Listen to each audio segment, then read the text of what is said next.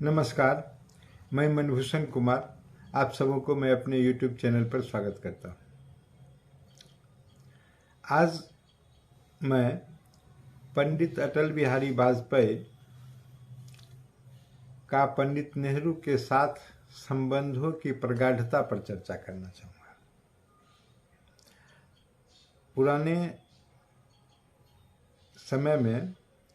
पुराने समय का मतलब यह नहीं है कि आदि काल में, आज़ादी के बाद जो लोकतांत्रिक परंपरा भारत में पनपी, बढ़ी, फली, फूली और पुष्पित और पल्लवित हुई,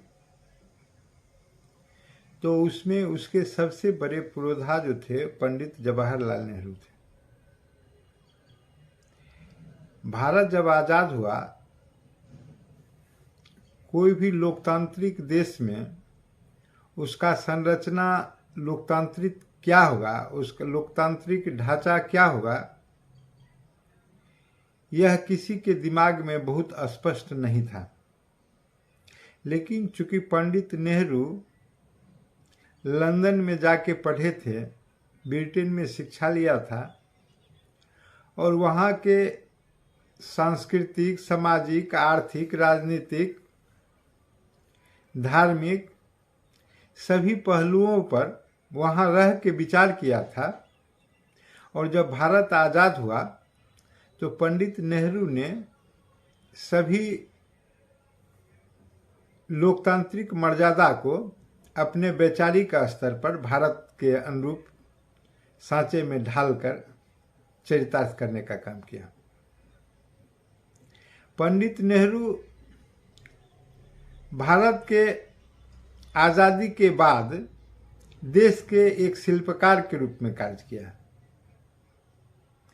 भले ही आज के कथाकथित कुछ राजनीतिक उनको गाली दें, उससे द्वेष रखें, उनके चारित्रिक हनन करें, विरोध करें, जो कुछ भी हो कहें, लेकिन नेहरू तो नेहरू है।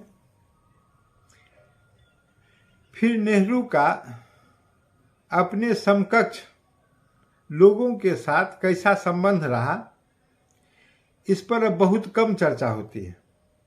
चर्चा क्या होती है? तो भारत जो है वो 2014 के बाद आज़ाद हुआ है। मतलब उससे 2014 का जो काल है, जिसमें पंडित अटल बिहारी वाजपेयी भी प्रधानमंत्री रहे हैं, मोरारजी देसाई भी जनता पार्टी सरकार में नेतृत्व किया है, भाजपा के समर्थन से बीपी सिंह सरकार चली है, कई भाजपा के समर्थक उसको प्रतंत्र राष्ट्र मानते हैं। यह एक हास्यास्पद बात है। लेकिन अभी हम चर्चा कर रहे थे नेहरू और वाजपेयी के संबंध का। नेहरू वाजपेयी पर बहुत स्नेह रखते थे और अटल बिहारी वाजपेयी को पंडित नेहरू पुत्रवत मानते थे।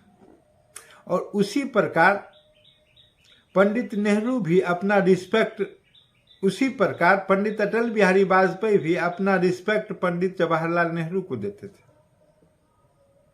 पंडित जवाहरलाल नेहरू का उस समय बहुत बड़ा कद था, विश्व का श्रेष्ठ नेता माने जाते थे। वो विद्वानों के विद्वान थे, स्कूल ऑफ इकोनॉमिक्स से पढ़े हुए थे लंदन से। कहने के लिए कई लोग अनेक बात कहते हैं, उनका कपड़ा पेरिस से धोता था। अरे वो तो बौद्धिक रूप से भारत को जिस कदर समृद्ध किया, पूरा विश्व का बुद्धि भारत में लगा दिया,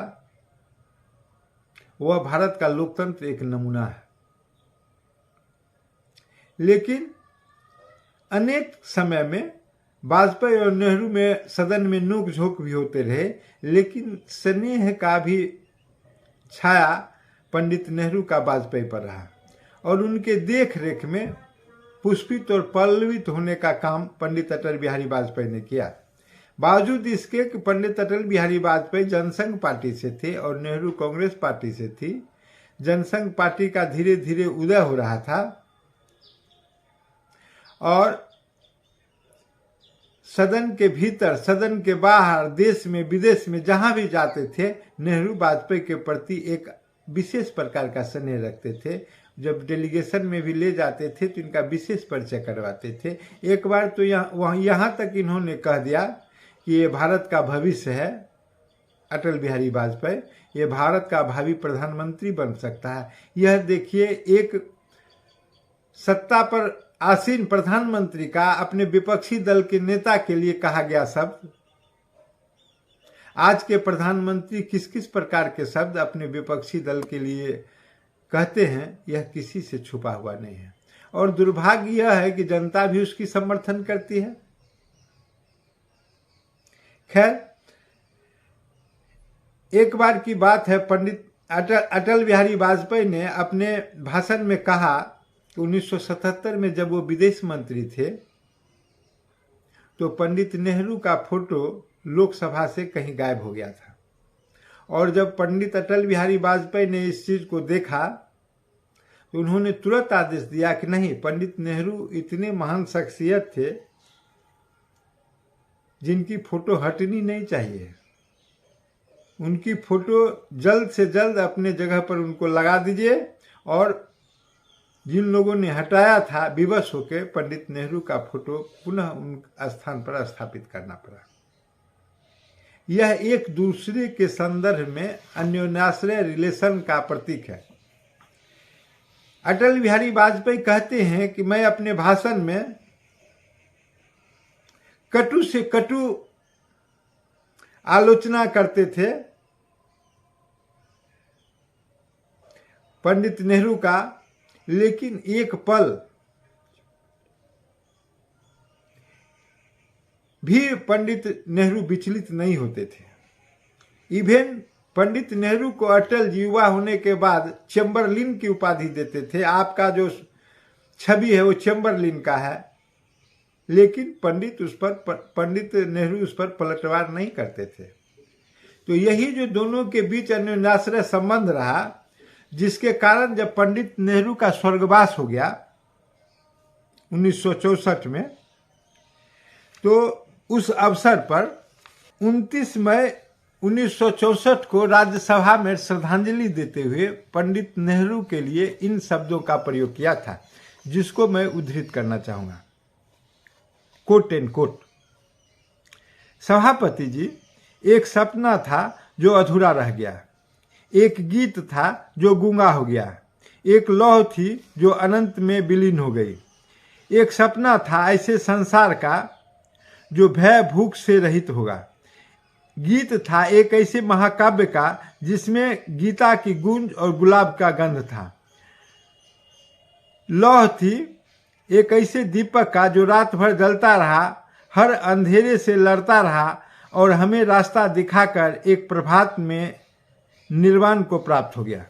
मृत्यु ध्रुव सत्य है, मृत्यु ध्रुव सत्य है। शरीर नश्वर है। कल कंचन की जिस काया को हम चंदन की चिता पर चढ़ाकर आए हैं, उसका नाश निश्चित था। लेकिन क्या यह जरूरी था कि मौत इतनी चोरी छिपे आती है? जब संगी साथी सोए पड़े थे, जब पहरेदार बेखबर थे, हमारे जीवन का अमूल्य निधि लुट गया। भारत माता आज शोक मग्न है। उसका सबसे लाडला राजकुमार खो गया है। मानदाता आज खिन्नदाता हो गए हैं। उनका पुजारी सो गया है। शांति आज अशांत है। उनका रक्षक चला गया है। दलितों का सहारा छूट गया है। जन जन की आंखों का तारा टूट गया है। यवनिका पात हो गया है। विश्व के रंगमंच का प्रमुख अभिनेता अपना अंतिम अभिनय दिखाकर अंतर्ध्यान हो गया है। महर्षि वाल्मीकि ने रामायण में भगवान राम के संबंध में कहा है कि वे असंभवों के समन्वय थे। पंडित जी के जीवन में महाकवि के उस कथन के एक झलक दिखाई देती है। वह शांति के पुजारी किंतु क्रांति के अग्रदूत थे। वे अहिंसा के उपासक थे किंतु स्वतंत्रता और सम्मान का रक्षा के लिए हर हथियार से लड़ने के लिए हिमायती थे। वे व्यक्तिगत स्वाधीनता के समर्थक थे किंतु आर्थिक समानता लाने के लिए बुद्धिपरीक थे। उन्होंने किसी से समझौता करने में भय नहीं खाया, किंतु किसी से भयभीत होकर समझौता नहीं किया।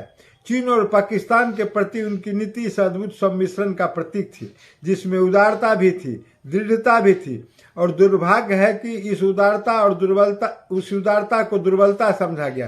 कुछ लोगों ने उनकी दृढ़ता को हठधर्मिता समझ लिया।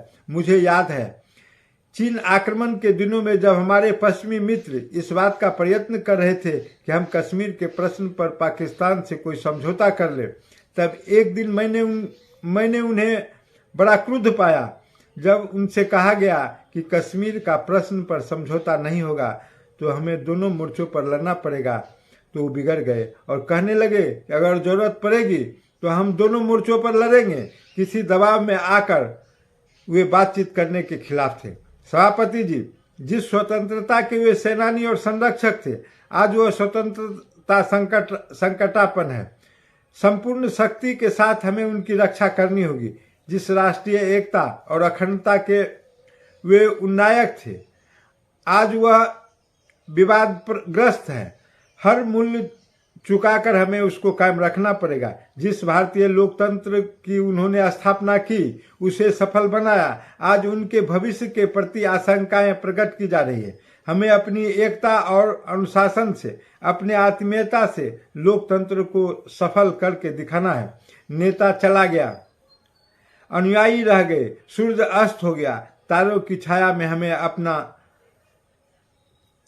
अपना मार्ग ढूंढना है। यह एक महान परीक्षा का काल है। यदि हम सब अपने को समर्पित कर सके और एक ऐसे महान उद्देश्य के लिए जिसके अंतर्गत भारत सशक्त हो, समर्थ हो, समृद्ध हो और स्वाभिमान के साथ विश्व शांति चिर स्थापना में अपना योग दे सके, तो हम उनके प्रति सच्ची श्रद्धांजलि अर्पित करने में सफल होंगे।